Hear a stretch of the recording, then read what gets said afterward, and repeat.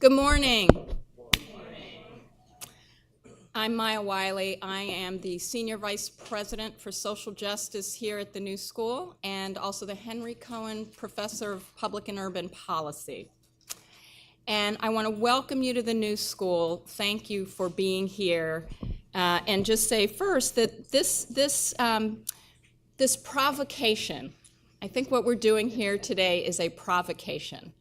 And it's a provocation for us all to participate in reimagining justice. This is something that's near and dear to us at the New School, as a university, and also in terms of public policy, but in terms of design thinking, architecture, research. But it's also important to us because fundamentally as a university, we're actually committed to supporting community-based, engaged social change. And we're committed to our students, our faculty, and our staff who have always been and continue to be active participants in a lot of the work that has already happened on these issues, and we want to acknowledge that.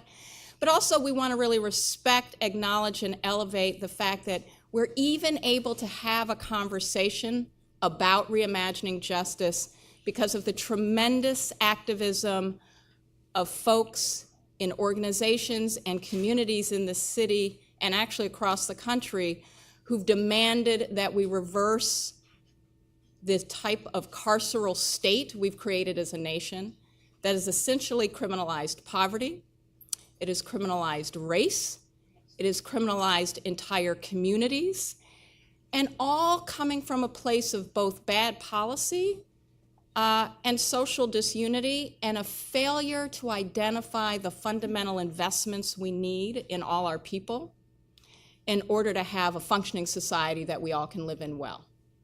So I want to thank all the activists who are here, who have been doing this work for years now. This is not new work. And just offer that here at the New School, part of what we want to use is our ability to convene, to provide more support for interaction, for idea sharing, for seeking support and collaboration, for debate. There are lots of thorny issues in the details about how we do this well, and also to be a partner and really think about how to partner well with community, with activists, with change agents, so that we're continuing to lean into this provocation about how do we reimagine justice. And we're not the first to use this term either, right? Reimagining justice. We want to do more than reimagine Rikers Island as a closed facility. We actually want to participate in reimagining what it means to support communities and to rethink whether or not we're using all our tools in our toolkit, finding and creating new tools so that we actually aren't talking about arresting people in the first place. And that's a real provocation we want to participate in today. I just want to say a few things about what I hope for today. One is a lot of information and knowledge sharing and idea sharing, but hopefully in a way that enables engagement, right? This is not about talking heads. And for us, this is very much a continuing conversation. We're not going to stop having it today. And we're not going to stop having it with partners who aren't in this room. So I say that to say to all of you, if there are ways or ideas you have for how we can be engaged, we definitely want to hear them. I want to thank actually one of our trustees who is here, Susan Halpern, because Susan is not only an incredible leader on our board of trustees, she's an incredible investor in our human capital, in our children, in our communities. And Susan is actually one of the people who's really enabled the kind of work and discussion we're having here today. We are also going to have another conversation in the spring, and some of the folks that you'll hear from today are going to participate in that discussion about how we support reimagining families and keeping families together, which is actually a key part of how we're also wanting to reimagine justice. So for that conversation, we hope you will also participate. But I wanted to share a few thoughts, not because it's information you don't have, but because I really want to frame it in the context of a university that's trying to be an active, engaged change agent beyond the walls of the university, and say a little bit about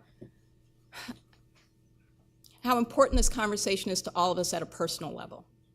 How many of us in this room know people who have been in Rikers?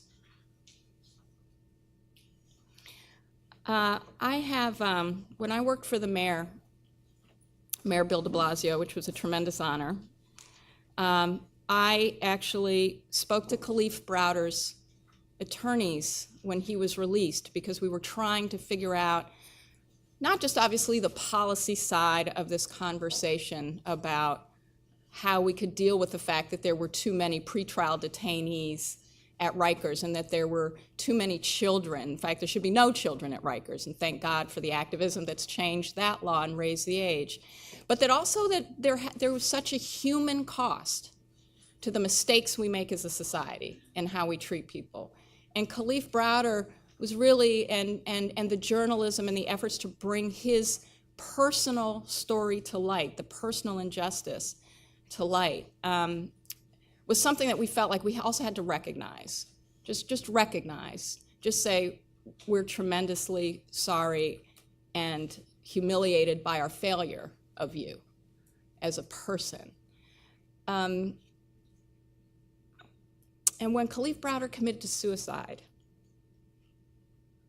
there was no way not to feel like a failure. And I think there's no more important feeling for any of us than to feel like we failed Kalief Browder, and that we fail every day thousands of our neighbors, our family members, our residents.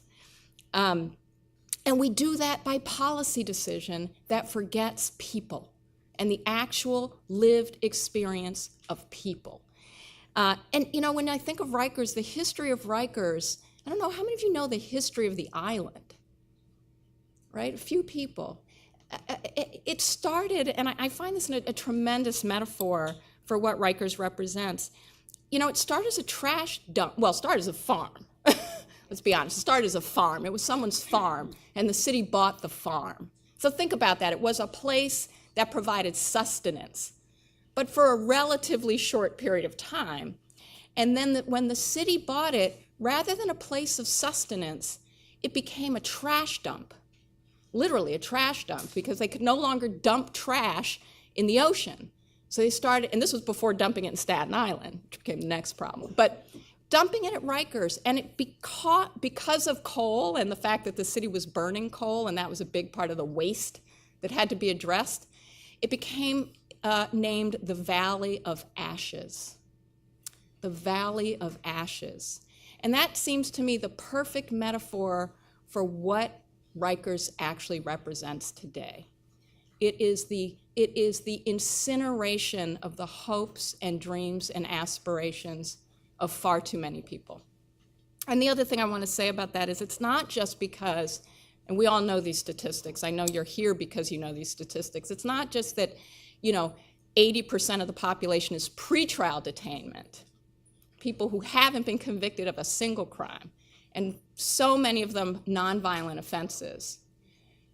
And half of the pretrial detainees there because they can't pay bail, right? We know these statistics, and they're devastating. Because what they tell us is we got folks in jail who shouldn't be. That's what those statistics tell us.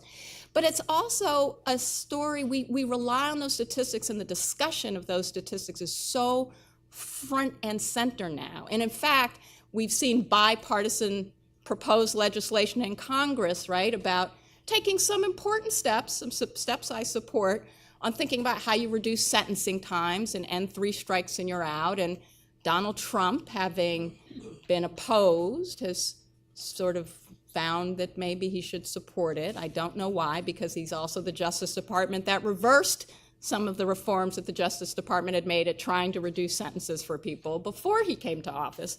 That hypocrisy aside, those aren't unimportant steps, and they're bipartisan steps, right? But the difference is some of that motivation is about reducing population to shrink government. I'm not going to disagree with folks who are going to agree to reform because of the reasons they want to agree to it, but it's still not a conversation about how are we arresting people in the first place and why? And what are the things that we can do to change that? Because in addition to closing Rikers and thinking about very different kinds of facilities, right? We should really be thinking about how those facilities, not only are they different, but how they're teeny tiny, that very few people should be there at all. And to the extent they're there, it should be about how we help and support them to lead, have different opportunities and lead different types of lives. Because the other thing I can tell you as a policy member, policy faculty member, and someone who's done and pulled some of the research on how we constructed the carceral state, right? How we became a country that has led the globe in imprisoning people. That we have led it by essentially criminalizing poverty. That we also racialized it by how we constructed cities in the first place. And there's some good research that shows that the increase in crime in New York City, particularly in Black and brown communities in New York City, came with white flight to the suburbs. That was not just about the people who left, it's about the jobs and resources that followed them. And that what that tells you is the same people were here before the white flight. The crime rates went up when the resources shrank. So that's a conversation about resources. That's a conversation about how do we think about our people, and are we willing to make the appropriate investments that mean we don't have to create a lot of jail cells. That we create jobs and we create justice. So with that, I want to thank you for being here. I want to thank you for your leadership. I want to thank, many of the speakers are also people I have learned from, but I know that there are many folks in the audience who have much to teach. So I want to thank you, and I want to thank in particular our partners at Parsons, who many of whom will be here later, because we want to pull on all the parts of our university to participate. I want to really thank and lift up my neighbors in Milano, our mentoring program through the New York City Center for New York City Affairs that are also going to bring their leadership because they've been at the forefront of actually rethinking a lot of these issues. And I want to invite Dana Kaplan, who's also someone I had the privilege to work with in city government, but who is Deputy Director of the Mayor's Office of Criminal Justice. I'm not, do you have bios? Because I don't want to take a lot of time with bios if you have them.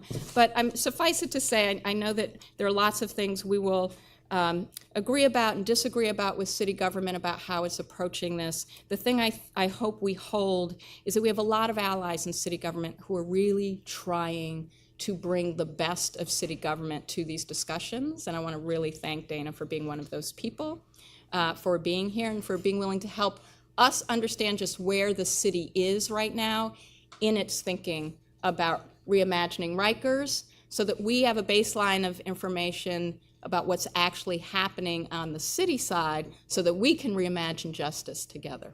Thank you.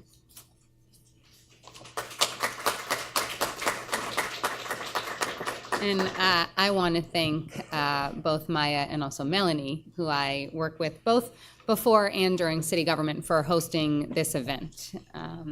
So I am Dana Kaplan, and I'm going to try and actually look to you all more than to the PowerPoint itself, because I want this to be more of a conversation. But as folks said, I think it is important just to start with some information about where the city is in the process of closing Rikers Island. And so there's a lot of slides here. I'm going to kind of go quickly through them, just so that there is some time for, again, conversation.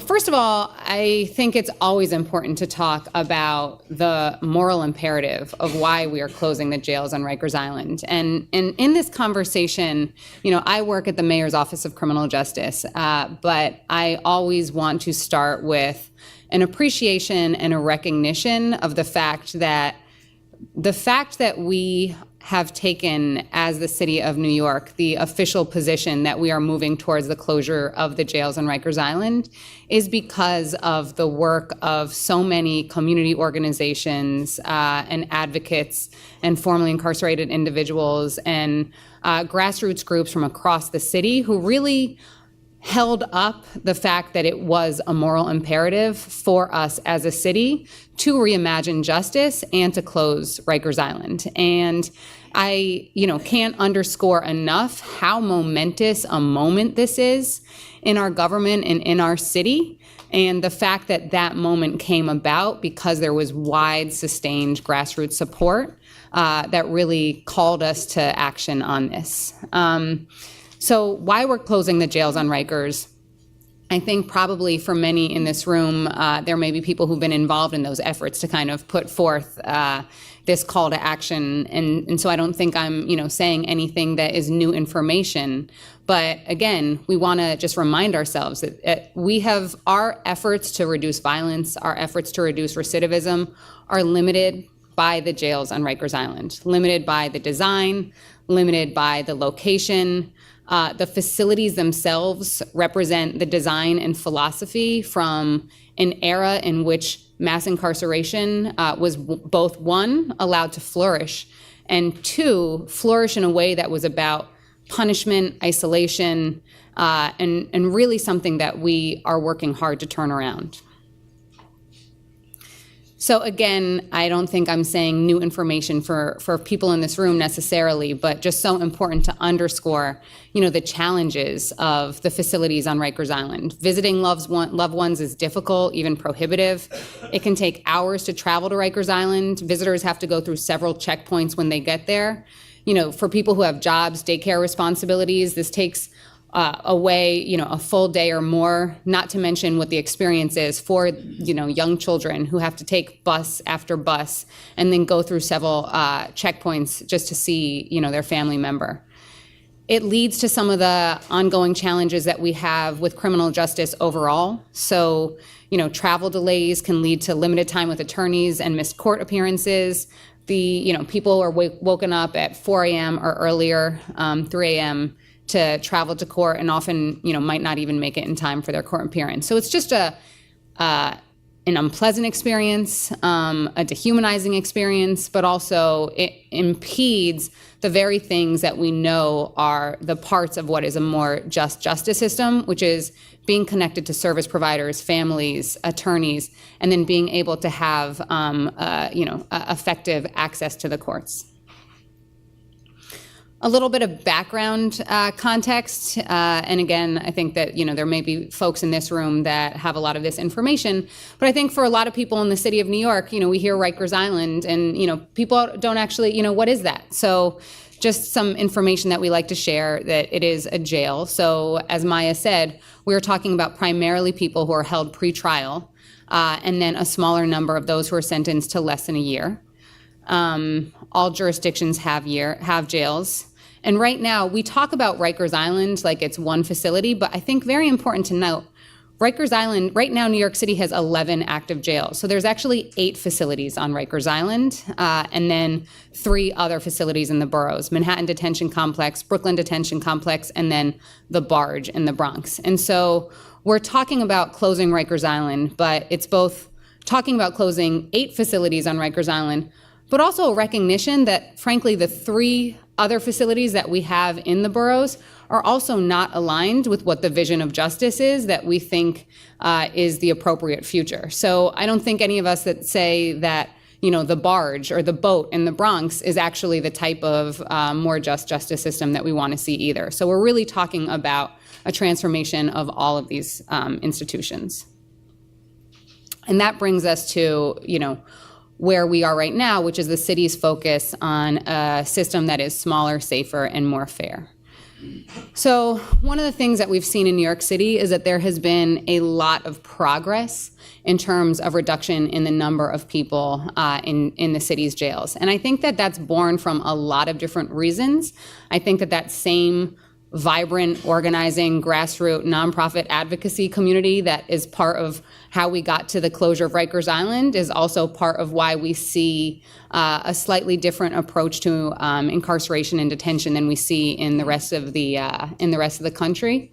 That doesn't mean that we are near where we need to go. And so I think it's important that we both recognize that there's been a lot of progress in reducing the number of people in jail and unnecessarily detained in New York City, and also that we can and need to go further in that. So just some historical context. In 1991, we had over 20,000 people in jail on a given day in New York City. When the mayor took office, we had 11,000. This number is just over 8,000 today. And we have said that our target is to reduce that number to 5,000. And I think, we hear 5,000 and 5,000, it still sounds like a lot of people in jail. And I think that that's an important thing to talk about, what are the efforts to even bring us to that number, but also to contextualize, because on the other hand, what we hear a lot of, and particularly I, when I'm out in different neighborhoods, is that's crazy that you're designing, that you're thinking about only 5,000 people in jail. And what happens, if we go back up to, the crime levels and the jail levels in the past. And I think the message is we only want to go further, right? We don't want to go back to, a jail system in which we had 22,000 people in jail, in which we had 10,000 people in jail. What we want to see is us continuing to implement the types of policies at every level, at the neighborhood level and in our justice system, that make sure that if anything, we're only going lower than that 50% reduction of 5,000. And I think that this, I think we should, I want to be frank about what that means in terms of who is in jail right now. So right now, that number, 8,300, is the current population. And you see, it's about 3,000 violent felony offenses, nonviolent felony offenses, about 2,400. We still have about 600 misdemeanor offenses on a given day, 650 parole violators. That's just technical parole violators. So 650 people who are in not on a new crime, but just who are in on a violation of their condition of state parole. I think that that's going to be part of the topics of conversation later. And when we think about 5,000, there's a lot, obviously what we're focused on is how we can reduce those misdemeanors, how we can reduce the number of people who are in on parole violations, but also, and I think it's important to note, how we can reduce the number of people who are in on those felony offenses at the same time. And I think that as we talk about reimagining justice, and I imagine this will also be the topic of the next panel, is not just thinking about, how do we ensure that the people where there's kind of broad consensus, this person shouldn't be in jail, is no longer being detained, but also how do we understand that there can be a level of community supervision for different charge categories that might not necessarily be something where there's the broad consensus on right now, but it's really important that we continue to educate all New Yorkers moving forward on the fact that there are models for this type of effective supervision. And that is a big task that we have ahead of us as we continue to reduce the population. And so that's just something I think it's important, to keep in mind. I won't belabor, all the different things on this, but since the administration announced the commitment to close Rikers, we have been trying to track the progress because we know that this is a big task, and it's not just about what it will take to replace the actual facilities with new, smaller facilities. It is also about how do we continue to bring the population down, and how do we change the culture of the city's jails. And so we've been trying to send out monthly progress reports on that and have been trying to track across the board things that we can do, both about the detention system of the future, but also what can we do right now. So for instance, in April, we launched a free express bus to Rikers Island, leaving from Harlem and Brooklyn, because we knew that, again, as we, if one of the challenges of Rikers Island is that it's really, really hard to access, we don't want to just say, okay, so we're going to, let that problem languish while we work on, these new facilities. What can we do right now? And I just heard yesterday that since it launched, there's been 10,000 visitors, which is using the shuttle bus. So that's really, really promising.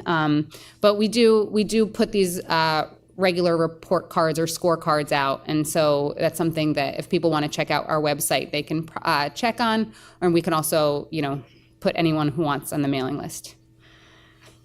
And I won't, again, I'll go kind of quickly through it, but in terms of what, the things that we have been focused on at the mayor's office in terms of reducing the jail population, as I said, it was at about 11,000 people when the mayor took office, and it's about at 8,000 today, and we want to continue to drive that number down. So there's a lot of things that we can do within the current statutory framework, and that is what we have been focused on. So and that's part of why we've seen this reduction in the number of people in jail. So diversion initiatives, alternatives to these short jail sentences. If someone is going to get a sentence of 30 days in jail, maybe there's that's evidence that they can actually be in a community program instead.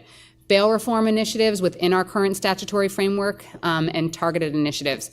And of course, one of the things that we are very focused on in the future, particularly now that we have a legislature in Albany that might be even more open to this, is criminal justice legislative reform. And again, I know people are going to be speaking about that later, but that is absolutely something that ultimately we see will be crucial to this.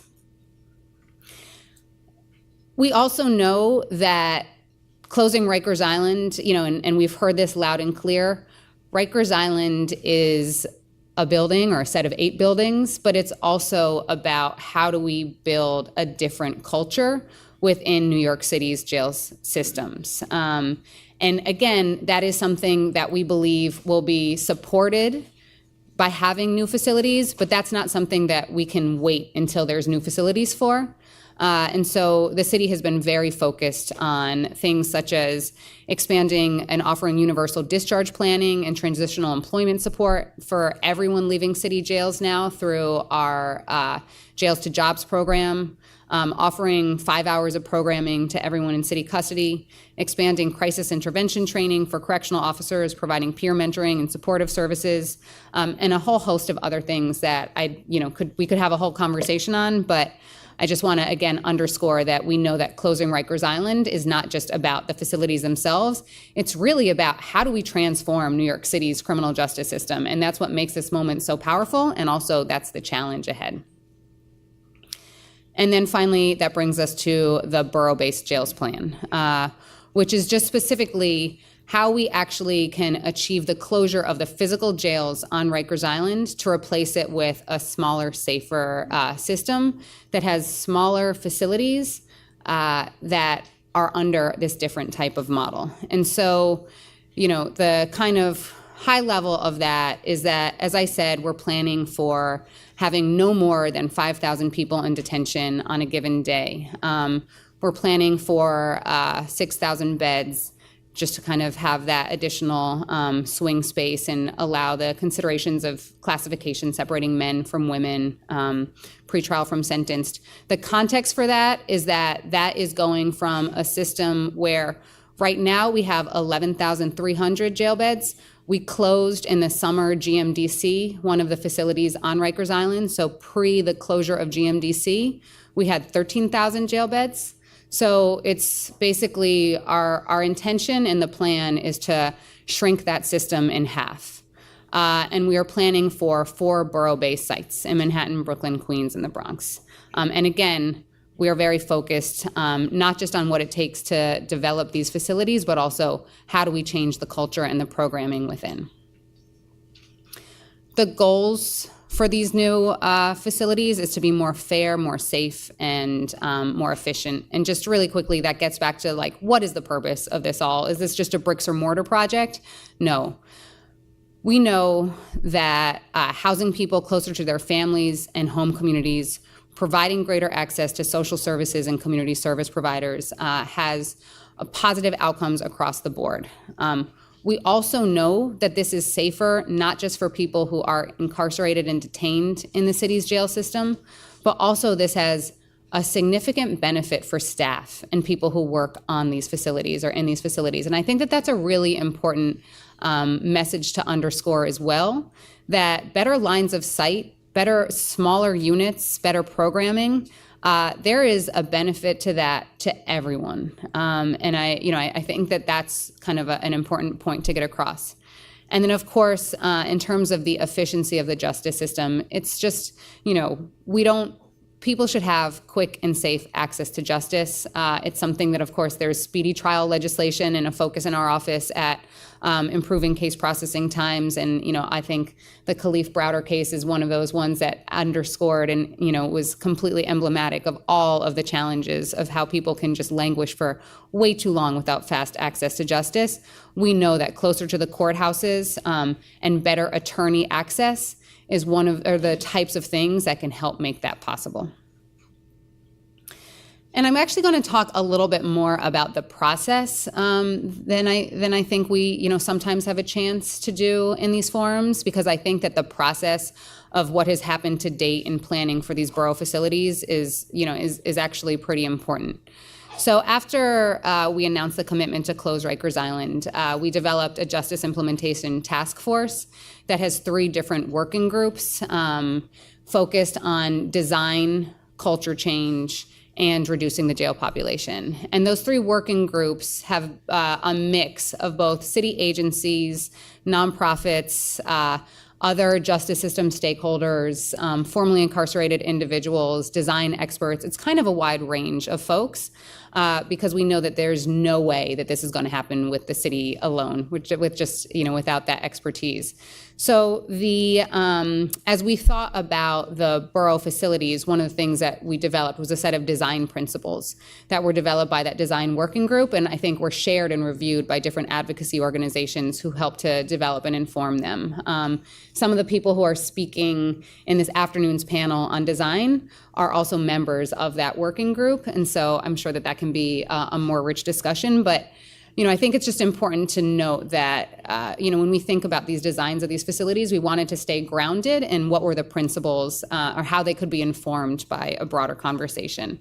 We also know that there is a lot of work that has gone into date on the thinking of this. So again, the Lippman Commission, the different advocacy organizations that have been a part of this. There's a lot of reports that have come out. We're not trying to recreate the wheel. We're trying to build off of a foundation of what the justice community has kind of delivered to date. And we did a lot of focus groups as well. And I want to thank the Osborne Association, who is here, who helped the city to organize focus groups with formerly incarcerated individuals, family members, service providers, staff who currently work in the city's jails. These are some of the organizations to help us really think about what is it, how can we ensure that these new facilities are going to be, again, emblematic of a different type of justice system.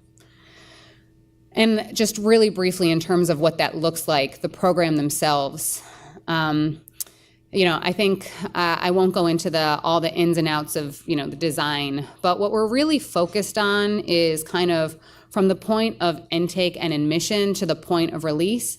How can we have better access in place for service providers, for community organizations to have that type of, better medical screening and supports and engagement with service providers from the time that someone is first detained to the moment in which they're released, so that there's a better seamless discharge back into the community?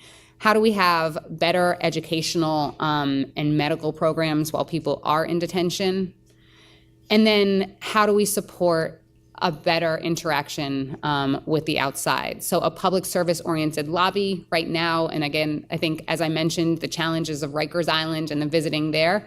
The challenges at the Brooklyn House of Detention, again, much easier to get to, but right now people line up on Borough Place, in the cold or in whatever the negative weather is, waiting to have access. So the contemplation and the plan is to have a public service-oriented lobby where people can come in, and there's also that access to service providers to have just a different experience from that point of coming into the facility. Comfortable visitation, again, contact visitation, non-contact visitation, a children's play area, just so that the experience of visiting a loved one is not as dehumanizing as it is right now. And right now, our plan proposes decentralized women's housing, and this is something that we are really hearing, different thoughts and opinions on. When we did some of the initial focus groups with women's service providers, the big question has been, should it be one centralized women's facility or should it be decentralized women's facilities? And the initial feedback that we received is that if part of the purpose of this is to have people closer to the courts, closer to their their family members, that we should, consider having decentralized women's housing. We've also been continuing to get feedback about, well, maybe what that is doing is, putting women in a more vulnerable situation if there are just a smaller number of women within one larger facility. And so that's really something that, as we move forward, we're looking for additional feedback on, and that the design working group will be helping to inform. So welcome additional thoughts into that. Again, I don't want to go too far into it, but this is just kind of a vision of how we can try to have a better experience. Natural light is, a big part of this.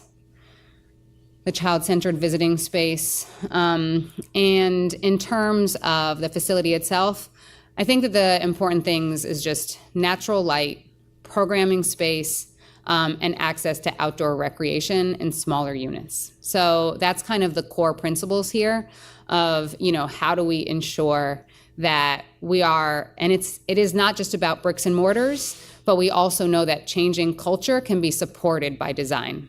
So when you have programming space, and when you have access to light, and when you have better acoustics, and when you have something that looks more pleasant for everyone, it's going to help promote a better environment. And the other thing that we've, the challenge is, there's been a lot of discussion, well, how small can we get these facilities? And I think what we're trying to balance is, I've visited facilities in which they've got a lot of people kind of crammed into a small amount of space without that access to recreation and programming. And so what we're trying to do is say, how can we reduce the number of people in the facilities, and make sure that no one is in detention for any longer than need be, but also not lose that access to programming space and recreation that we know is so key. I think, again, happy to talk more about this if people have specific questions, but right now, the locations in 3 of the 4 boroughs are where there's an existing DOC facility, and in the Bronx, where the only existing DOC facility right now is the barge. We are planning, the new site is proposed at 320 Concord Avenue, which is currently the site of the NYPD tow pound, with a commitment to close the barge as part of this process, to close the jails on Rikers Island. Finally, there's been, one of the things that is really underscoring this, and the intention here is that part of saying, how do we have detention facilities in the boroughs, in the neighborhoods, not isolated, far off, is about how do we better integrate folks who are in detention into the neighborhoods? How do we promote that connection between service providers, reentry supports, but also, how do we think about how the ways in which right now you look at jails and they look kind of fortress-like and dungeon-like is pretty emblematic of what the philosophy has been around criminal justice. And so we're also thinking about how through design we can try to break down some of these barriers, and use it as an opportunity to just think differently about justice across the board, including how can it be just a better integration into the neighborhood itself. And just in terms of where we are in the city's process, obviously, I think a lot of people have heard that, the closure of Rikers Island is a long, it's going to take us some time. And I think I want to be frank that it is. The initial commitment from the mayor that it would happen within 10 years is really about what the timeline is for the development of these new facilities. So where we are is we are finalizing a master plan and going into the public approval process, the land use review process. And then at that point, there will be the kind of procurement, design, and construction of these new facilities, and then the closure of Rikers. And on, I think as I close, I just want to say, one, it was for the people who helped us get to this moment of the city saying we are committed to closing Rikers Island. That is the official position of the city of New York. That took an unbelievable amount of work, and I want to thank them and thank you who got us to that point, because that was a pretty transformative change. The work to get us over the finish line right now is no less challenging, because again, it is about building new buildings, which, by the way, public approval land use processes is no little thing in the city of New York, but also because this is about the transformation of our justice system, and we're going to have to pass state legislative reform, and we're going to have to work, at every borough level to, change the culture within our courts, and because, we want to work, to change the culture of New York City's jails, and because we are talking about a significant investment into designing these new facilities, that is massive. And it's an incredibly exciting moment, but it also is not, the job isn't done yet in terms of closing Rikers Island. We have a lot of work to do. And so I thank the New School for hosting this convening because, it is the job of the mayor's office and it is my job every day to do this, but this will only happen, and it will only happen right if we continue to have that broad community in partnership and engagement and participation in this. And so I think this is just the beginning, and I look forward to how we can get there together. So that's it.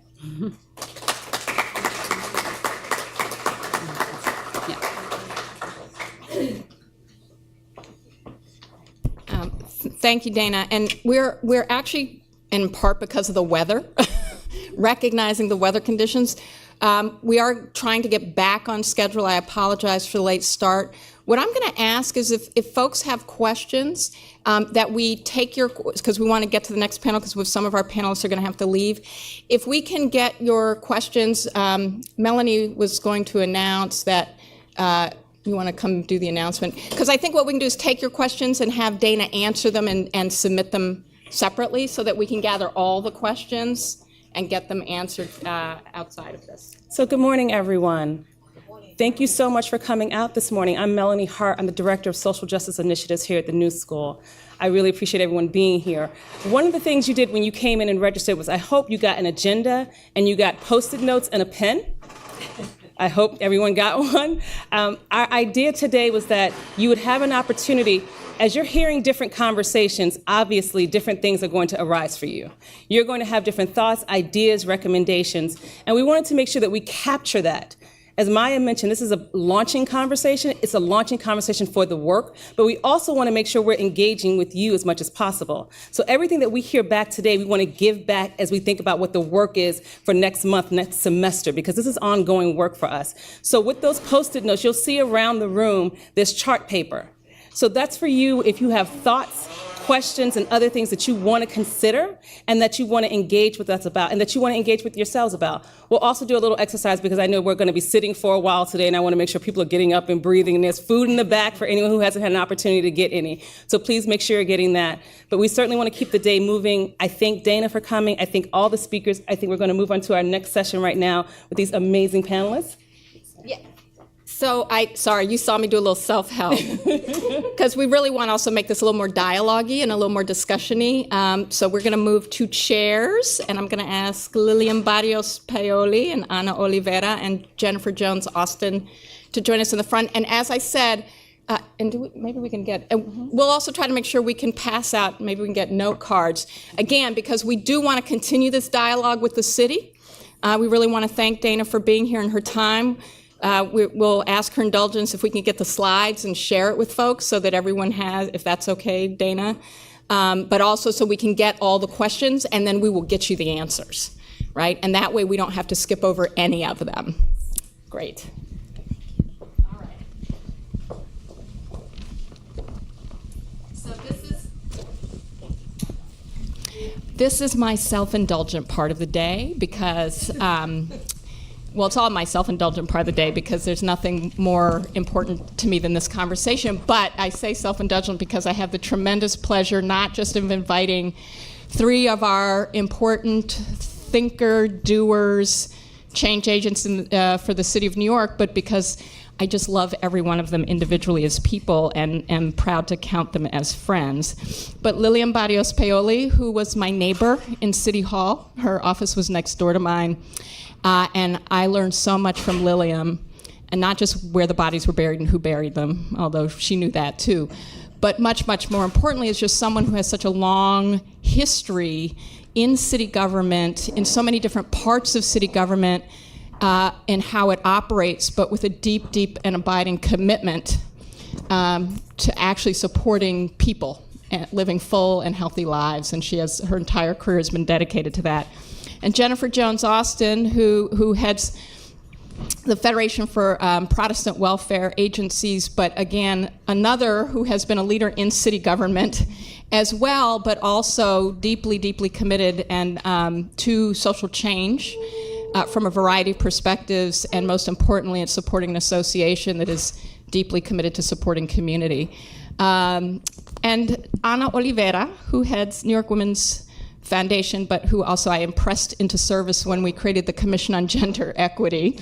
I've tried to impress Ana into lots of different types of city service when I was there, and she was very smart not to let me totally torture her, but she was always willing to step up and step in on a range of important social justice issues. So thank the three of you, but we wanted to do this more as a discussion because we all have conversations all the time about all kinds of things, but also because we want to be in conversation with you. So I just want to start off by, and maybe Lilliam, I'm going to start with you. Because age before beauty, clearly, right? No, because what was so important about Dana's presentation was we know what the city is thinking, we know why it's thinking it, we know what its plans are. Our job is also to provoke, right? As President Obama used to say, make me do it. So I think this is a conversation of what should we make the city do beyond what it's doing, right? And that's not I say that with love.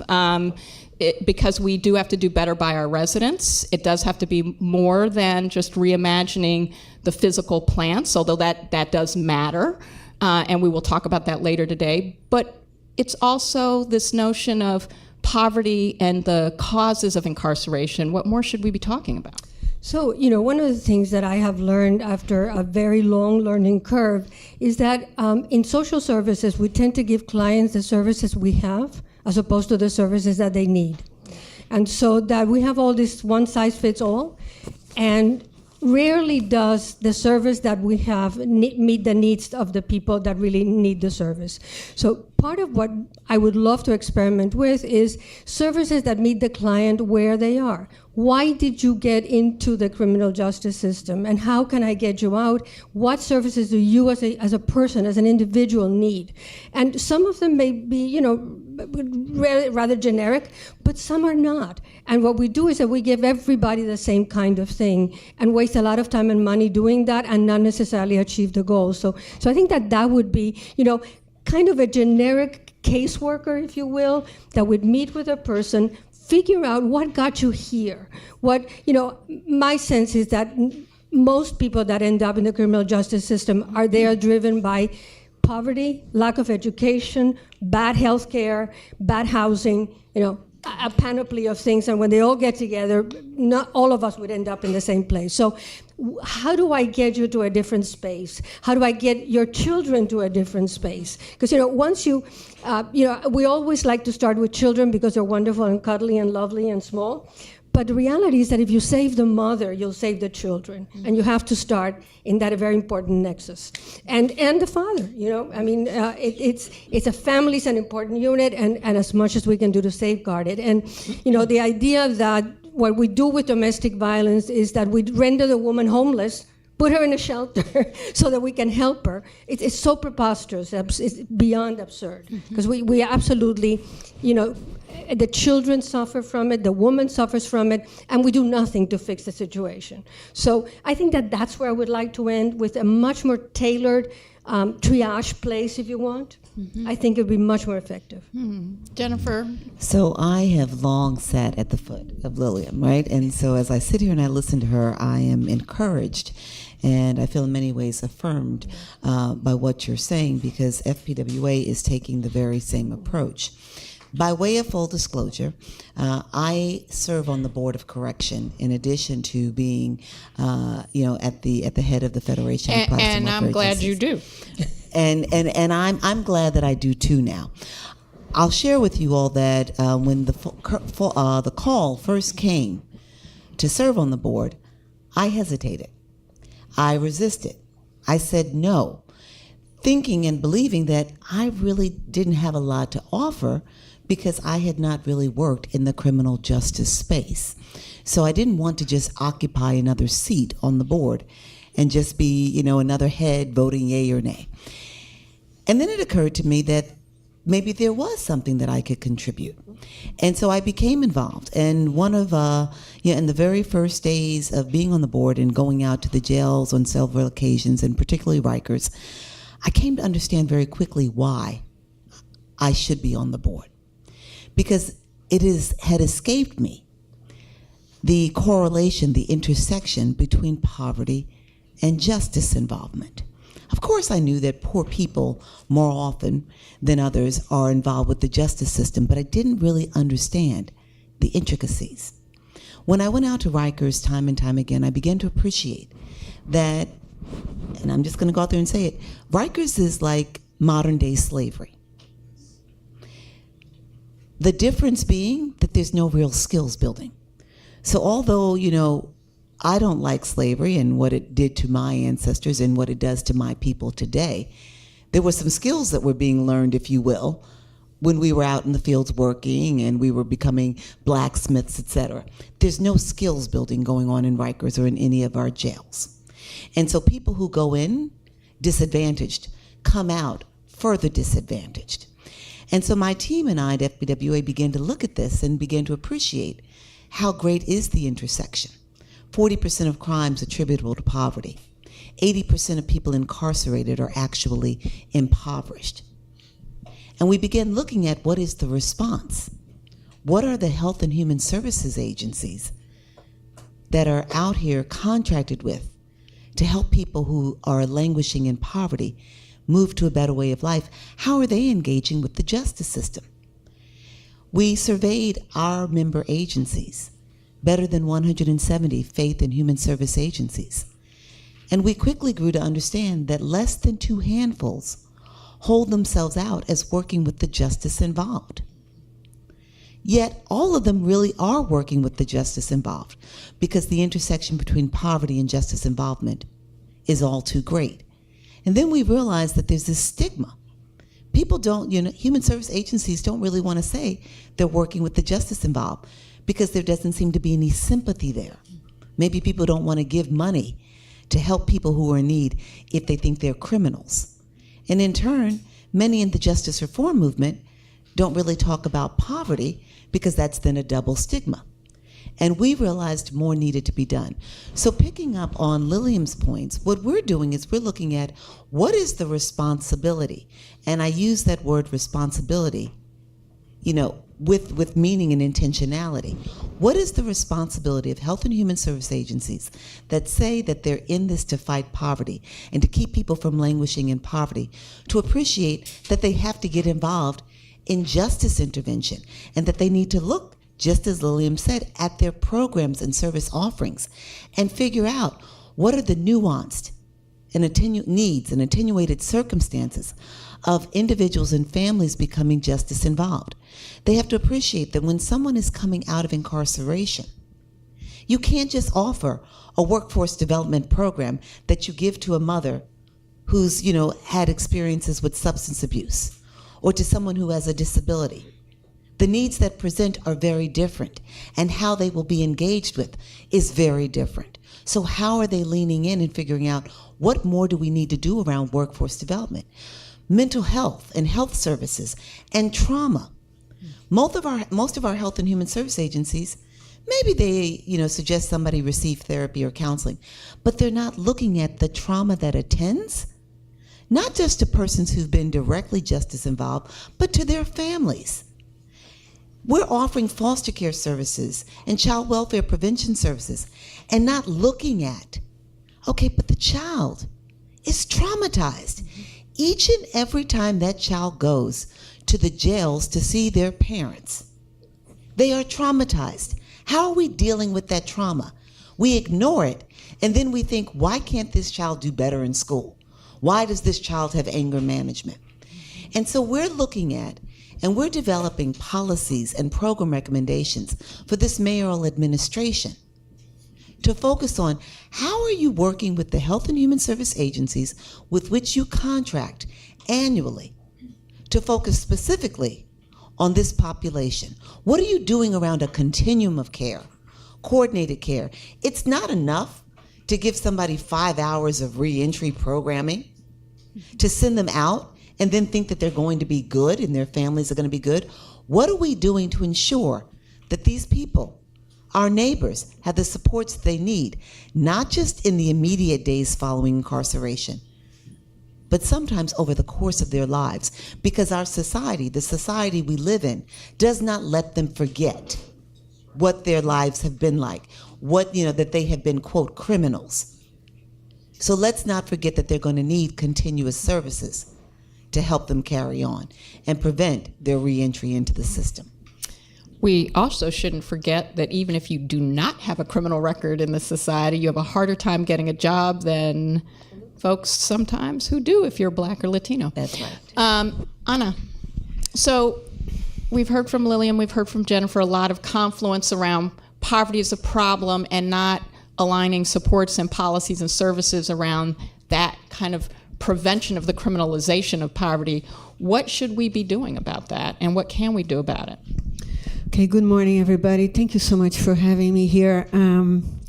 So I'm just wanted to say that I think that from a very practical point of view, what that means is that Dana, Kaplan, and the Mayor's Office of Criminal Justice is doing their part, but that the other agencies in the city need to be part of this and need to be presenting the plans that they will have. You need some partners there, the plans that you will have to respond to this transformation. So that's what I wanted to say, because it's just a thought. And it's a good moment to do that. What I wanted to say about the closed Rikers, and I wanted to say this from three perspectives. One is that I work in philanthropy, and I want to talk a little bit about what I think philanthropy needs to do. Two is that I've had the great opportunity to be part of the Lippman Commission, and I want to talk a little bit about that. And three is that I have had the great privilege of working and learning from people that have been justice involved and other activists with them, particularly at the Osborne Association, but also since then in other initiatives. So I wanted to say that, and I wanted to thank you for this long journey that you've been leading, and that I think we are in a milestone moment. I don't think we are in any end of anything yet, but I think that we are in a milestone moment. And so huge transformations, in my opinion, take attention to the now and to the then. They require attention to the imperatives of today, and they require the North Star, orienting what we do today to get to the big North Star. So the Lippman Commission was constituted by Melissa Mark Viverito, prior Speaker of City Council. The recommendations that came out of there have been discussed by many activists and other, I'm going to say thought leaders in criminal justice reform. As I like to say, infusing justice into the criminal system, because we're not there yet. So at the work of the commission had particularly, still has, because it continues in a 2.0 version, to make sure that it gets implemented, a very clear goal of dismantling this particular structure of mass incarceration and violence. But not limited to that. Closing Rikers is both a physical exercise and a moral imperative exercise in transforming the whole system. So I wanted to say that because we can't go without doing it. It's necessary, but it's not sufficient. That's right. Does that make sense? Absolutely. Necessary, it's an imperative. It forces us to change the immediate lives of human beings who are there now or who end up there or who have been there. But it also forces us to confront all the underlying structures and beliefs that produce such a thing. So the idea is not to reproduce mini Rikers. That's right. And the idea is a practical idea to get to a maximum of 5,000 people incarcerated. But I'm going to say, let's also shrink those prisons 10, 15, whatever years from now. So the idea is not to just say, oh, we'll be comfortable incarcerating 5,000 people. Not at all. So I want to say that very clearly. But the idea is, let's get going. Let's demolish this. Let's get to the next stages and then deal with those other questions as well. But deal with those questions now too. So it's very important that we get this job done, as Dana is saying. It's very important, that part of the job. And it's very important that we continue the job. So I wanted to be very clear about that. So the role of philanthropy. You know, philanthropy as institutions, we are not designed to be in leadership. I hate to say that. We are designed, we're removed from human suffering. That's what I'm talking about. We are removed from human suffering. We are very inadequate, in my opinion, in that way. We tend to lose a sense of urgency because we're not in people's daily lives. And traditional philanthropy thinks it has the answers because it is removed from daily suffering. But at the New York Men's Foundation, we don't think that's the case. We think that that's an enormous disadvantage for philanthropy. And that, what we have is access to financial resources through a variety of means. Some have been endowed, some fundraised, et cetera, et cetera. It doesn't matter that particular detail. But so philanthropy is always a little late. The question for us, the challenge for us is how late do we want to be? And at the New York Men's Foundation, we are a public foundation, so that keeps us a little more close to the realities that not-for-profits and underinvested communities have. And that kind of makes it easier for us to follow community leadership. So that's our job. And our job in this particular case is we created a fund. It's called the Justice Fund because we want to mobilize large amounts of resources, financial resources, to be able to fuel not just the immediate transformation of closing Rikers, but the deeper transformation of resourcing people, resourcing communities, eliminating those structural inequalities that generate this punitive and carceral state that Maya was speaking about. I appreciate, Jennifer, that you talked about slavery. A lot of very powerful work has been done, as we know, connecting the continuation of structures of racial, economic domination, and I'm going to add gender. Yeah. Mm-hmm. And I need to say, and gender is not just women. Gender is a construction. Right. These are constructions that have enormous consequences in inequalities in the world. These are constructions that lock men, lock women, and really harm non-binary people and trans communities. Mm-hmm. So I need to say that in this change about justice, we cannot, because it will not do the job to deal with the economic, we can't deal with the economic part if you don't deal with race and if you don't deal with gender. Those things, you can't deal with poverty without dealing with that. I'm going to say that there's stereotypes of gender harm men, harm women, harm all of us. So they are very much there in the criminal system. When you think of who's at Rikers, who do you think? You think of a black man, don't you? Or a brown man. You forget women. We forget trans people. We forget that. Women are a Rose M. Singer. Yeah. We want to close Rose M. Singer next. That's right. It's a very, very small number. With a maternity ward, which is really frightening. Right. And let me say this. If you know people have been, visit, support women at Rose M. Singer, you will hear from them that there's nobody visiting them on visiting day. Because the stereotype of women that transgress is uber rejection.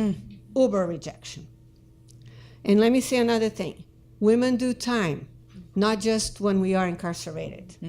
We do time when anyone in our family is incarcerated. That's right. So we need to understand the constructions about shifting the criminal system in those kinds of dimensions as well. We may have to have community surveillance, I'm going to say transitory steps, because we do not want to create surveillance, expand just surveillance in our communities. I can tell you one thing. If people surveyed me every day, how other folk are surveyed, I wouldn't be sitting here today. I just want to tell you. You know what I mean? Because the more surveyed we are, the more criminalized we are. That's right. Surveillance leads to criminalization, right? I'm going to do something wrong. It doesn't matter if I'm going to jaywalk or if I'm going to, do whatever, confront somebody or not have the right attitude or whatever it is.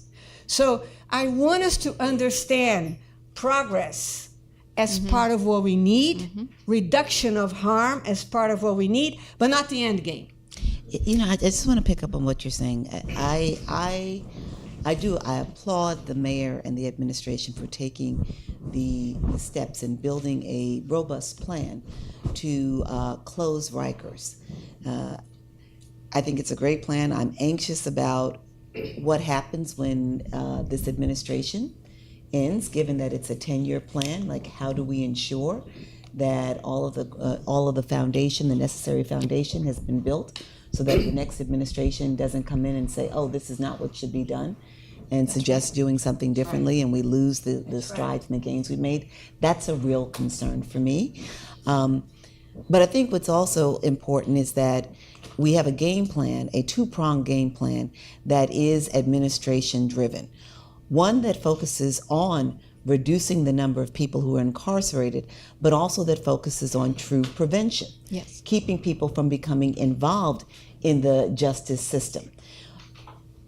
Maya mentioned that I served in city government for a couple of mayors.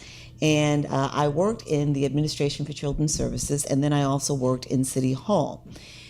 One of the things that I remember most when I joined the Administration for Children's Services and the work that we did, we had a foster care population nearing 50,000. Today, that population is less than 10,000. What brought about that shift? It wasn't just, move children out of foster care as expeditiously as we can to safe homes, be they returned home or to adoptive homes. That was one element of the plan. But another big element, a very big significant component of the plan, was child welfare services, foster care prevention. It was working with community-based organizations to engage with children and families when we learned of crises and crisis points, and so that they would not become involved in the foster care system, which most likely then meant that they would spend a year, 2 years, or even a lifetime in the foster care system, but rather working with the families and the children to give them the supports that they needed so that they would not become people in the system. And that's what this administration needs to do in addition to closing Rikers. Yes. And that's when the community-based approach comes in. Because I wanted to go back to Lilliam, so I want you to say what you want to say, but I also want to make sure you touch on, going back to your initial comments about because you know how city government, we all know how city government, many of you know how city government works and how hard it is when you have a city of this size. Government is 350,000 people in the city of New York, 55 agencies. Can you say also a little bit about what has to happen to create that shift so that it's not a one-size-fits-all, so that we're actually getting at some of these issues of prevention and also the differences, like how we have to think about how we are also all different in terms of what communities we come from, whether we're transgender, whether we're women, whether we're men that are stereotyped, so there are all those things. Can you go ahead? So yes, I mean, I just also wanted to emphasize that without economic justice, you're never going to have criminal justice. I mean, that's, if you look at societies that have smaller populations incarcerated, that have less violence and so on, they're societies that guarantee child care, guarantee health, guarantee housing, guarantee a minimum wage that is really a living wage. All these things come as a basis, and then you can deal with other things. But, my feeling is, and I've always felt this way, is that when we started doing funding, categorical funding by disease and pathology, because we don't fund strength, we fund pathology. And you look at the categorical funding, we're funding foster care, prevention is an anomaly, and it was litigated and won, by the way, by the advocate suit. But, when you're looking at all of the funding streams, they're designed to fix the pathology and never to talk to anybody else. And I think that that's the sort of the genesis of all the bad things that happen. I used to kid around and say that only the heads of settlement houses that received something like 50 funding streams and had to, in their head, put it together as one service to children, to adults, to seniors, they understood the need for some sort of a funding stream that could be used flexibly to meet the needs of whatever client was there. So I think that we have to go back to thinking that way. I mean, in my fantasy universe, I felt that OMB should be the one claiming all this stuff, the Office of Management and Budget.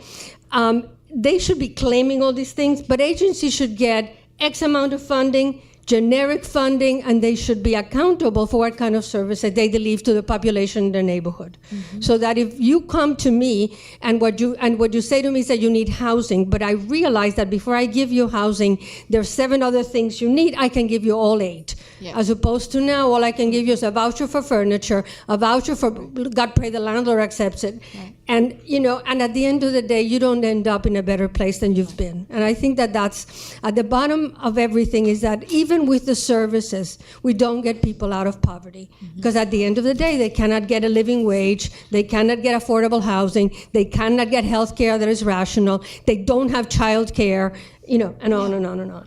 So one, I want to make sure we are live streaming this, which I should have said at the beginning of the day. So I'll apologize for the setup, but I would ask anyone who wants to ask a question, come to this mic, because we want to make sure you all can participate. Remember that ideas, so comments, we are trying to keep it to questions. So ideas and comments, we really want you to post on the white paper so that we can capture them and share them back out. But please feel free to come to the mic if you have questions. But I want to come back to violence.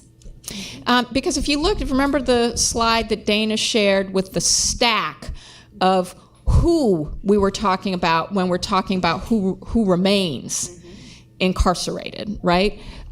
We have a debate, we have a sort of acceptance in the way we publicly discuss incarceration that it says, there are too many nonviolent offenders, and then we're not then talking about, who are we talking about when we're talking about these violent offenders, right? Because we're sort of accepting incarceration around violence rather than looking at the root causes. And I wanted to, is there anyone here from the Cure Violence model? Yeah, hello. So this is really important, right? Because, and I have been privileged to do some site visits in Chicago as well. Here's what's important about the programs have different names, and we have many of them in the city of New York as well. But I mean, I think the important notion here is if you support people who actually have the lived experience of violence and the lived experience of incarceration, and you see them as valuable to interrupting violence, and you pay them for that expertise. You not only have a reentry program for folks who are formerly incarcerated, including and particularly focused on violence, you have people who actually interrupt it before the police are called. And what's amazing, and there's a PBS special on this, and it's a very powerful to see. There's a man who they actually show the violence interruption happening in real time. He is a person who has anger management issues, and violence is about, and he has a history of violent behavior and has been incarcerated for violence, and it gets interrupted. But when the violence interrupter, himself formerly incarcerated for violence, and some of these folks for murder and incarcerated for decades, right? We're not talking like, so let's just put aside the pleasantries and the stereotypes about who people are. Actually interrupt, say, but the question becomes, what do you need? Not just don't do that.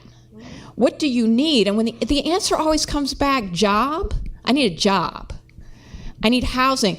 But a lot of these folks then themselves, when they get those supports, not only does the violence get interrupted, it doesn't get repeated. And then they interrupt future violence. And it's such so I just wanted to, because when we talk about human services, we're also not talking about the employment and valuing of folks that we otherwise think of as the people we should ignore. Absolutely. So can you talk a little bit about how, because we have not put on steroids this model despite its impact and despite it valuing our people. So, let me just point out something. Back in the age of the flood of 1986-87, I was commissioner of the Department of Employment. What that meant is that the federal government, the state, and the city were investing close to $700 million in workforce development programs, some directed for youth and some directed for adults and people reentering the workforce, and they were divided in many, many subcategories. But there was a lot of money and a lot of agencies doing employment and training. There was things called TAP centers where you could go in and it was like an employment agency where they met you where you were and did work with you. That agency got obliterated by the federal government converting first CETA to JTPA and then to WIA and then to like trickling. The city also did away with the Department of Employment and converted into small business services and youth employment, which is almost non-existent. I told you she knew where all the bodies were buried. So, the problem with history, if you don't want to listen to it, you're going to make the same mistakes again. And I've seen this movie 7 times already. So, and the fact is that, there was a place when you graduated high school, if you didn't want to go to college for whatever reason, there was an employment program you could go to and acquire a skill. Many a time you got the skill and then you decided to go to college or you didn't, but you had a skill. I'm an anthropologist by training, although I haven't done it in a very long time. But what we're doing is the equivalent of a primitive tribe saying to a group of people, I'm not going to teach you how to hunt. I'm not going to teach you how to gather. So go into the forest and fend for yourself and let's see what happens to you. And death would ensue immediately, right? And that's what we're doing. We're not giving people skills to support themselves. We're not helping them to support themselves. And then we blame them for whatever the hell happens to them. And I think, that disinvestment in youth, that disinvestment on people entering the workforce, that lack of programs, not giving them the skills they needed, it's an outrage. And it used to exist. Now, when people go to us for cash assistance, we send them on a job search to the universe for I don't know what. And the reality is that they don't have anything that will help them acquire that job. So how do we change that? Well, I think we have to go, if we're serious about really doing crime prevention, foster care prevention, and prevention of anything that we see as negative, we have to give people the tools that they need to survive in our society. And if they cannot acquire the tools because of one handicap or another, we need to guarantee that they have a living wage of some sort. We cannot, it's almost as we've divided the universe into the deserving poor and those that we don't care about. And those we don't care about are involved in all of those negative systems that we support. And look, we're spending $1.2 billion of city tax levy money in shelters, right? I think there has to be a better way of not having a right to shelter, but a right to housing. Right. Who wants to be in a shelter? Should be a right to housing. We should have a city-based Section 8. We should have many more things like NYCHA. Let's be more creative. My God, we're doing the same thing and getting the same results. Right. And I have witnessed 40 years of it. Yeah. So I'm going to say that I think that to get that creativity, to get that that kind of solution, right? I think that opportunities like this can generate that. You were talking about the solutions we create and who is involved in creating the solutions, right? So we believe that problems and solutions live in the same place. That means that folk that live, whatever the challenges are by definition already creating solutions every day because people are surviving. The problem is we don't value, I'm specifically talking about philanthropy, but I think others could identify with that as well. We don't see it. If we see it, we don't say, well, it hasn't been scaled up yet. It hasn't been tested. Sure, it hasn't been capitalized. So of course, it's in the dimension of a few people or a community or an organization. But those solutions, they come with the agency, with the authorship, with the knowledge of what is required to deal with A, B, and C, whatever the particular challenge is. So in this moment of closing Rikers, and I like to say opening up justice and investment in communities, that's what I like to say. In this moment, this is a good moment to make these proposals coming from people that have the knowledge. It's better to do this way than this way. It will have sustainability, it will speak to what we need, it will be tailored to the various types of human beings that we are. So I think that in this journey that we are, it's a good way. There are sometimes, the problems are the same, right? We're talking about problems that are centuries old. So folk get very insensitive. Oh, there's no solution to poverty. Oh, there's no solution to violence. Yep, Don't definitely. we hear that? Yeah. All the time? Let's not even try. These are intractable problems. They are not. We've constructed them in our heads. So you gotta get to people in another channel. I think that closing Rikers and opening up investment in human beings and communities offers an opportunity to put together, as you're doing today, a different group of people around the tables, right? I do believe that we need to center the experience of people in the justice system. I do believe that needs to be the center in the North Star that I was talking about. That needs to be at the center. We do believe that people need to be paid for expertise, and expertise for any one of us comes from a variety of places. I began by thanking the folk that have been sharing their expertise with me. I would know half of the things I'm saying if it weren't for you. So yes, philanthropy can do that. So let me tell you how I think philanthropy can be helpful.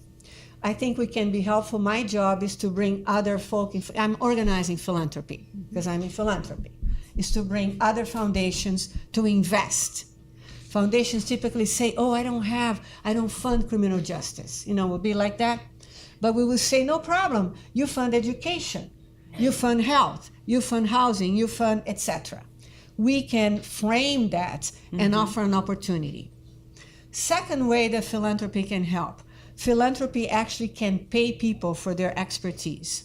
We can provide those dollars that sometimes different governmental funding streams cannot in two ways, in the flexibility of the dollars and the risk-taking of the dollars. Our accountability is not to the government. Notice that I can't have any of these government discussions. I have no idea, but philanthropy can help that way. And I'm going to say for the activists, leaders, and change makers in this room, you need to come to us and tell us how we can support you. We need to come to you and listen to you and support you. So please, look at us. Our job is to give money out, is not to say no. Our job is to give the money out. We have no relevance in the world if we don't do that. So, and I'll be available to talk to anybody after I finish here.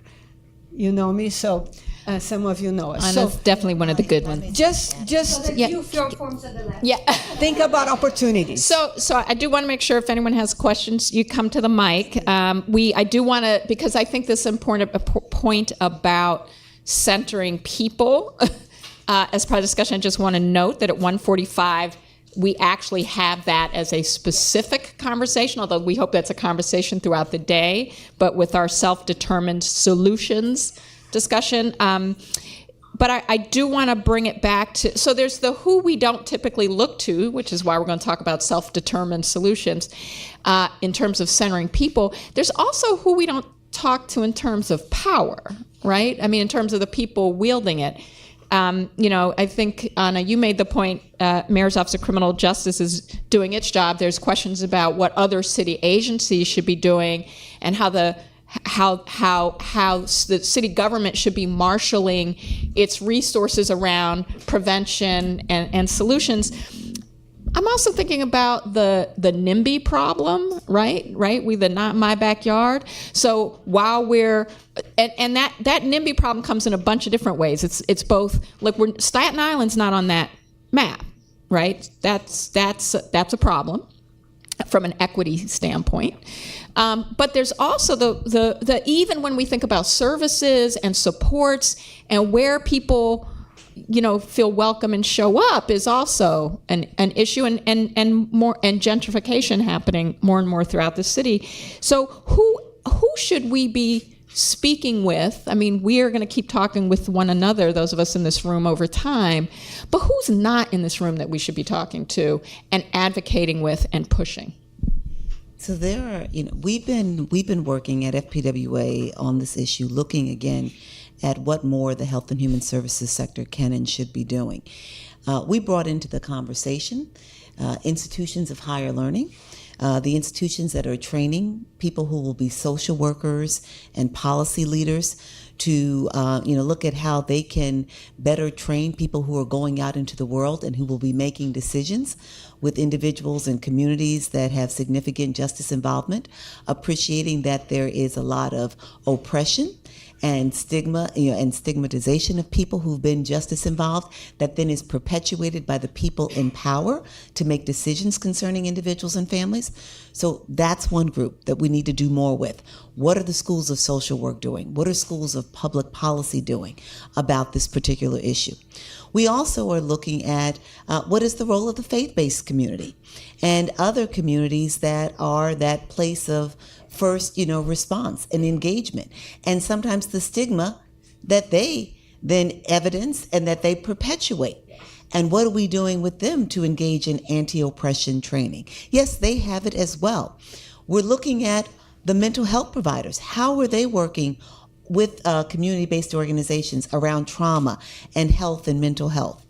Some of the things that I think that we need to do is we need to focus on the aspirational yet doable. But we also need to be very pragmatic.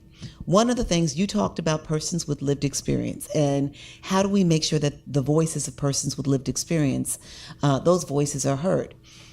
I hearken back again to my days in child welfare, and I remember when we decided we wanted to reduce foster care, we wanted to keep kids from coming in, we determined that we needed to award contracts to community-based organizations that had representation from the community on the board and on the staff.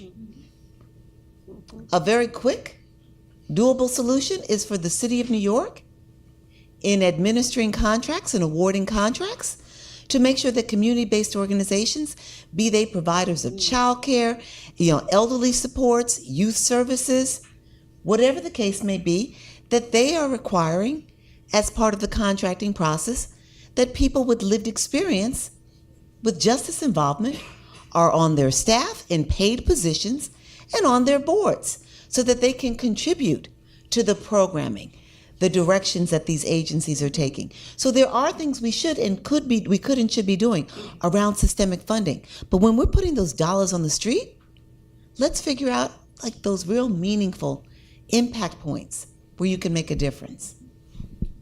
Well, which leads me to the that's all great. The problem is also that the way that government funds not-for-profits is fundamentally flawed. I don't have to tell most of you.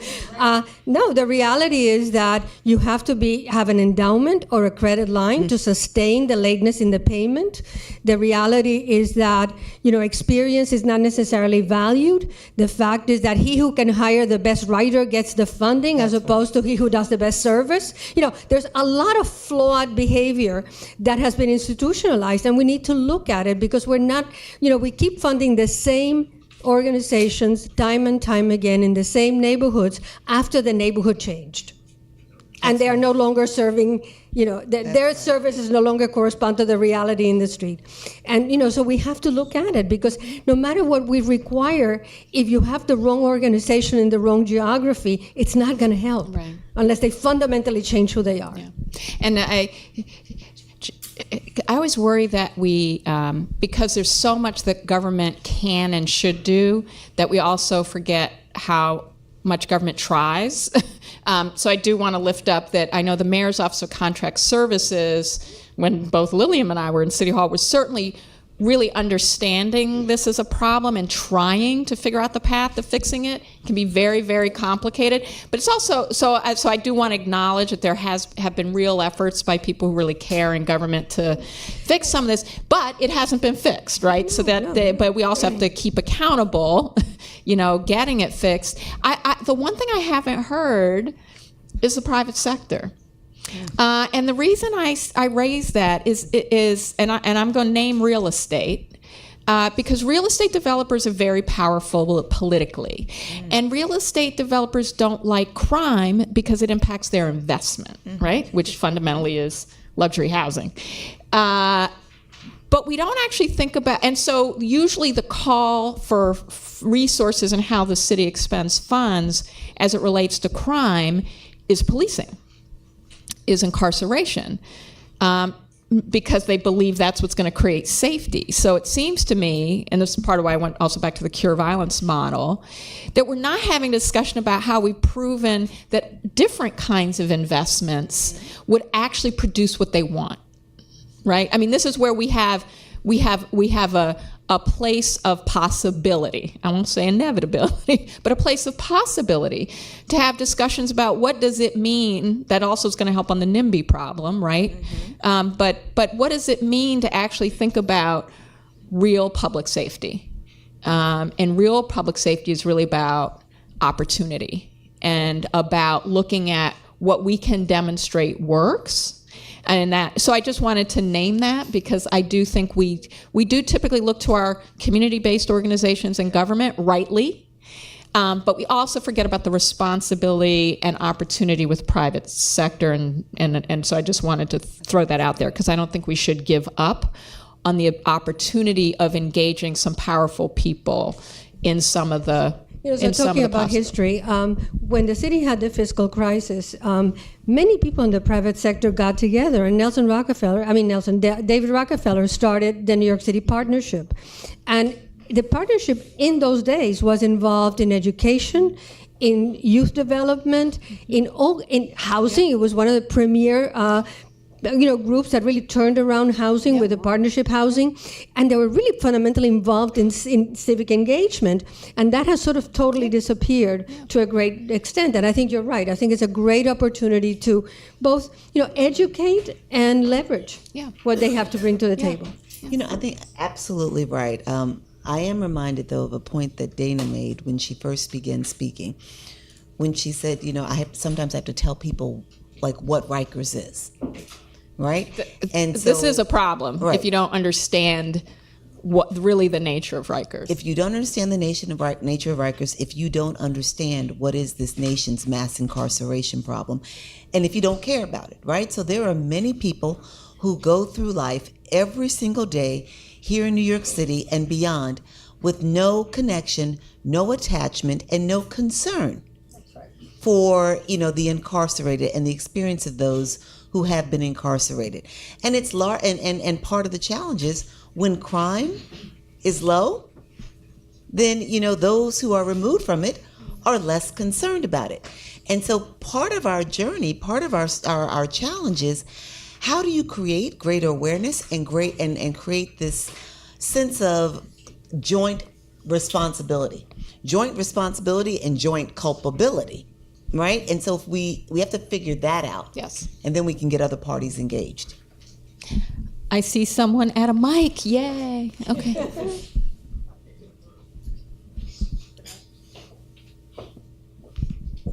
Hello? Okay. So I'm Elmer Malibiran from Fordham University. Thank you for this wonderful panel about community-centered justice. So Ms. Oliveira mentioned that for this initiative to work, city agencies must be involved in the planning and implementing of the initiative. I really like that point. And coming from the spirit of inclusive change, I'm wondering how about the victim survivors? The victim survivors of the crime. Is there a space for them to voice their lived experience and be part of this initiative? Is there a space in the initiative for them to be part of? How are they being represented in the initiative? I mean, there are a lot of feedback among victims and their, problem with this initiative, and I'm sad that there's no voice for them to be part of this.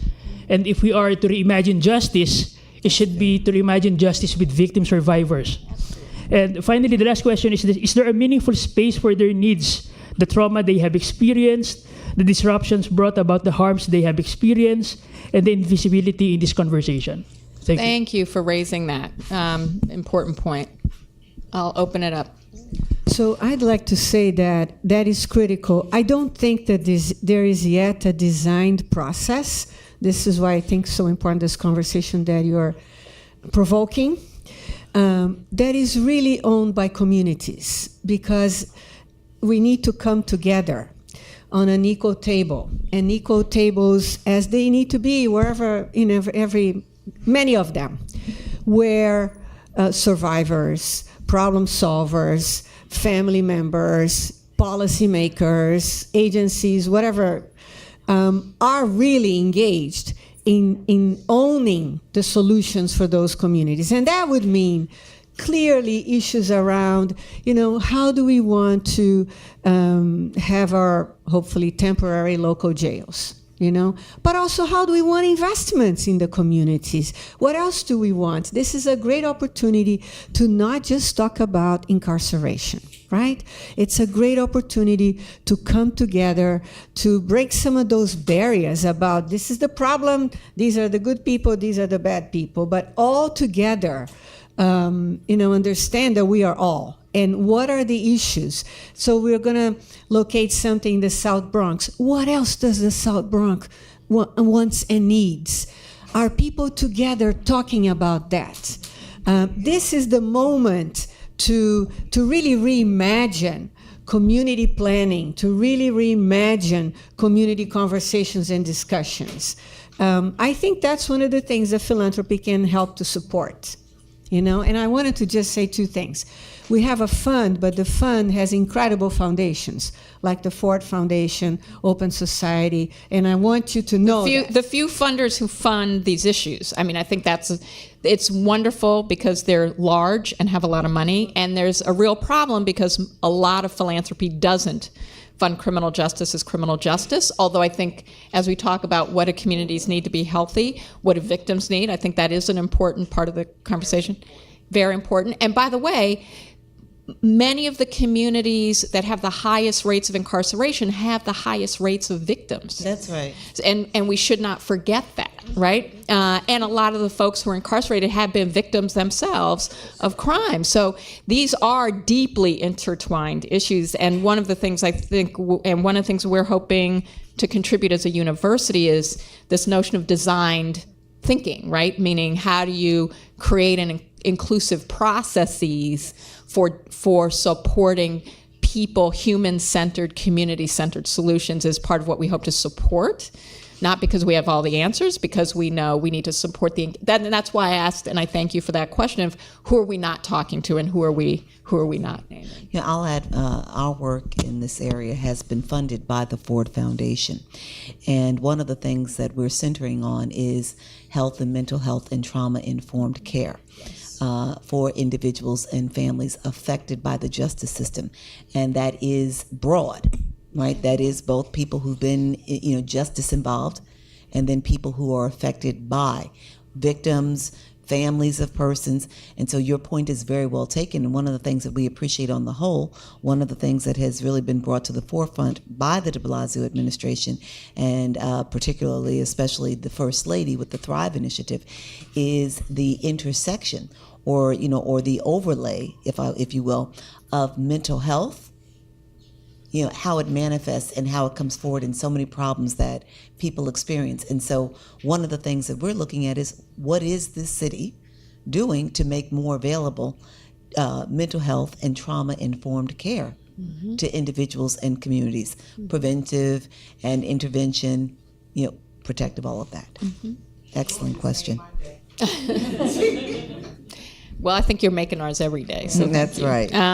So we're going to wrap, and I want, before we, I'm sorry, yes, thank you. Sorry, this is the problem of the room. Okay. I know it's about time to wrap up. I'm signing for with the Osborne Association. Great. Building on kind of who's not there. I'm curious also, we haven't talked about, I really am grateful for the appreciation of those who live at Rikers and visit Rikers, and we haven't talked about those who work at Rikers. And the 9,000 or plus folks who work in the Department of Correction are also predominantly people of color. And low income. And also I would like to love your thinking and like to push everyone when we talk about this transformative vision. Do we need a whole different agency? It's, they're based on care, custody, and control. And in this new model, is that the model? Is that the training? What would those who work with those incarcerated look like in this new reimagined justice? Thank you so much for that. So important. I think a lot of it is redefining what their job is, and have a different kind of an approach.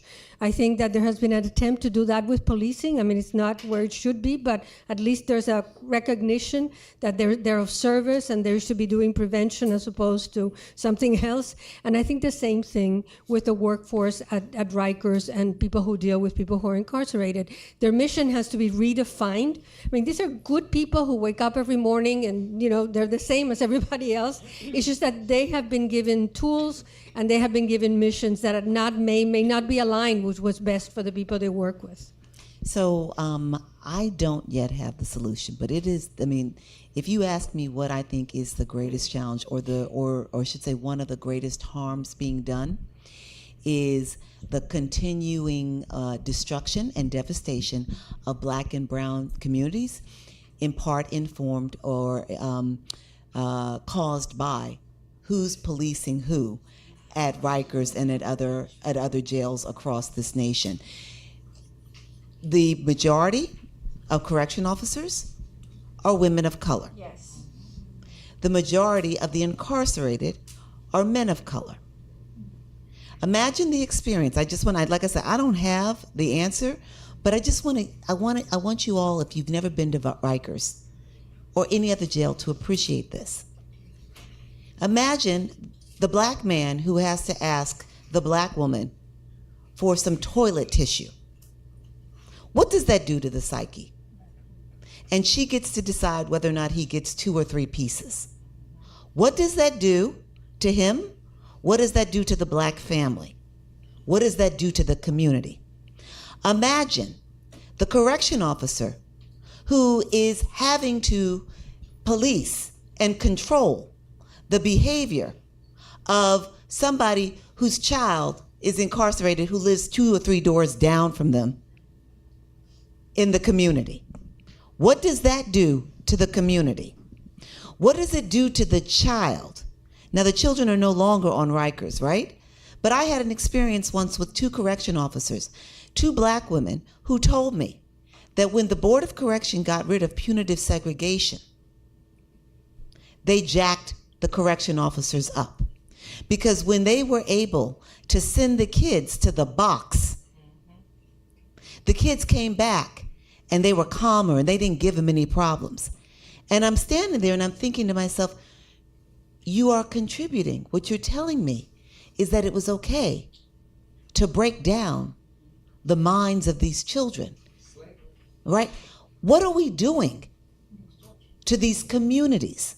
So yes, we have to address the trauma that they're experiencing, but we have to appreciate this is part of a much bigger problem that we have to tend to. I don't have the answer yet, but that is what keeps me awake at night. I want to make one comment, and that is that in the report from the Lippman Commission, because we heard and we met with victims, with families, with survivors, but we also met with workers, correction officers, and the union, and it is 52% of the folk working at Rikers are black women, brown and black women.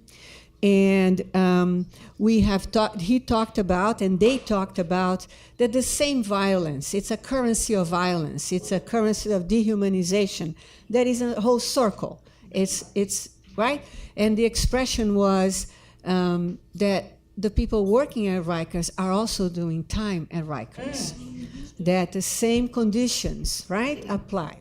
So one of the things that very practical, and I said many unpractical but also very practical things, is really the opportunity for professional development, for other professional opportunities, and for the professionalization and the humanization back of the jobs that human beings have. If the job is not punitive, is not dismantling people, is not dismantling whole communities, then there's a whole other conversation. So we need to provide for that, and we're all the same, right? It's just part of the solutions that need to be there. And folks need to be at those community planning tables too.